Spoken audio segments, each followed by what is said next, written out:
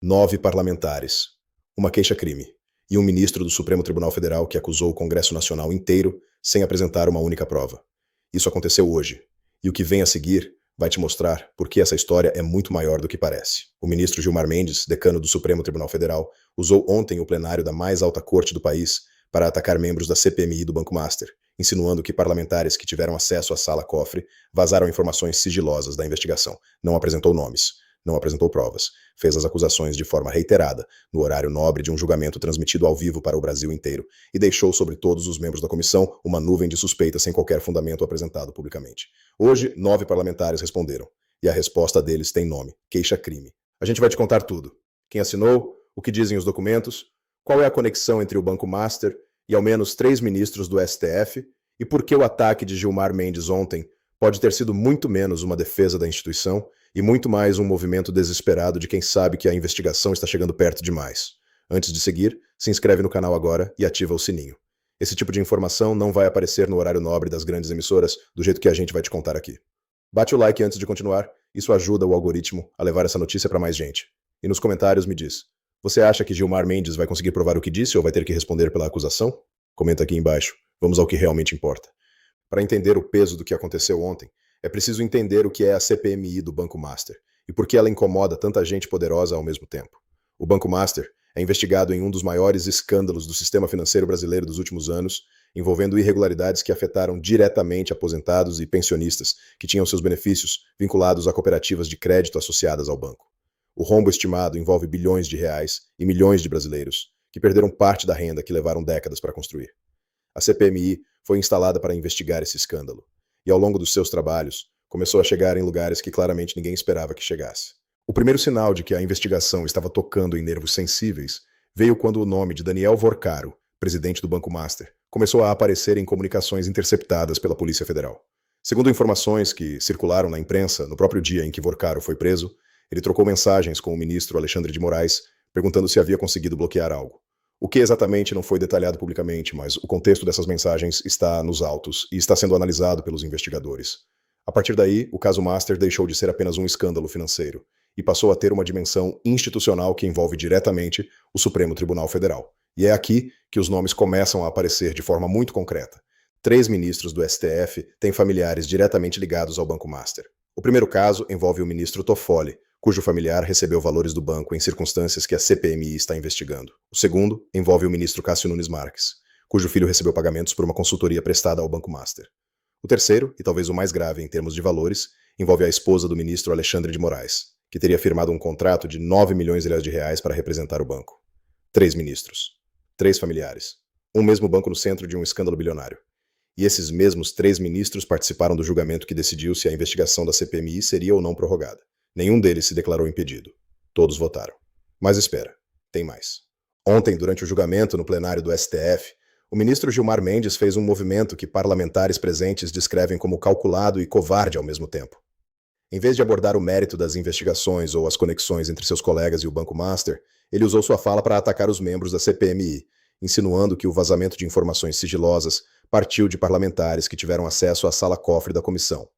Fez essa acusação de forma reiterada, sem dar um único nome, sem apresentar uma única evidência documental, sem indicar uma única prova que sustentasse o que estava dizendo. Os parlamentares que estavam presentes no plenário do STF ouviram em silêncio.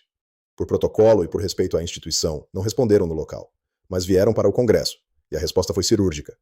9 parlamentares assinaram a queixa-crime contra Gilmar Mendes, a senadora Damares Alves, o deputado Marcel Van Hatten, o deputado Fábio Costa, o senador Eduardo Girão, o deputado Coronel Crisóstomo, a deputada Coronel Fernanda, o senador Magno Malta, o deputado Hélio Lopes e o próprio autor da convocatória, o deputado Sóstenes Cavalcante. O documento já foi protocolado e enviado à imprensa. O argumento central da queixa é direto. Quem acusa e não tem provas também comete crime. E um ministro da mais alta corte do país que faz acusações públicas e reiteradas sem apresentar qualquer evidência não está acima dessa lógica. Pelo contrário, pela posição que ocupa, deveria ser o primeiro a respeitá-la. Se o que você está acompanhando aqui tem valor para você, o Super Thanks aqui embaixo é o jeito mais direto de apoiar essa cobertura. Esse canal não tem pauta comprada nem assessoria por trás. Qualquer valor faz diferença. Agora, vamos ao que a mídia mainstream não está conectando de forma clara o suficiente. O ataque de Gilmar Mendes ontem não aconteceu no vácuo. Ele aconteceu no mesmo dia em que o ministro Alexandre de Moraes assinou uma resolução criando novas restrições de acesso aos relatórios financeiros do COAF, o Conselho de Controle de Atividades Financeiras, que é justamente a principal ferramenta usada pelos investigadores para rastrear movimentações suspeitas de dinheiro. Em outras palavras, no mesmo dia em que um ministro atacava a CPMI no plenário, outro ministro assinava um ato que dificulta o trabalho dessa mesma investigação. Isso não é coincidência, isso é coordenação. Os parlamentares que assinaram a queixa-crime também levantaram um ponto que merece atenção especial. A queixa vai para o Procurador-Geral da República, Paulo Gonet. Mas Gonet tem um problema de credibilidade nesse caso específico. Ele foi sócio de Gilmar Mendes e assistiu, sem tomar posição pública, a uma série de episódios que envolveram ameaças a jornalistas e outras situações graves nos últimos meses. Por isso, os parlamentares já sinalizaram que vão requerer formalmente que Gonet se declare impedido de analisar a queixa e que o caso seja encaminhado ao seu vice-procurador. Do ponto de vista jurídico, a situação de Gilmar Mendes é delicada, mas não simples. Ministros do STF têm foro privilegiado, o que significa que qualquer ação contra eles tramita dentro da própria corte ou em instâncias muito específicas. Os parlamentares que assinaram a queixa sabem disso. O senador Magno Malta disse claramente: a gente sabe onde isso vai chegar ou onde não vai chegar. O objetivo não é necessariamente uma condenação formal. É obrigar Gilmar Mendes a provar publicamente o que disse ou assumir as consequências de não conseguir provar. Há também um movimento paralelo em andamento.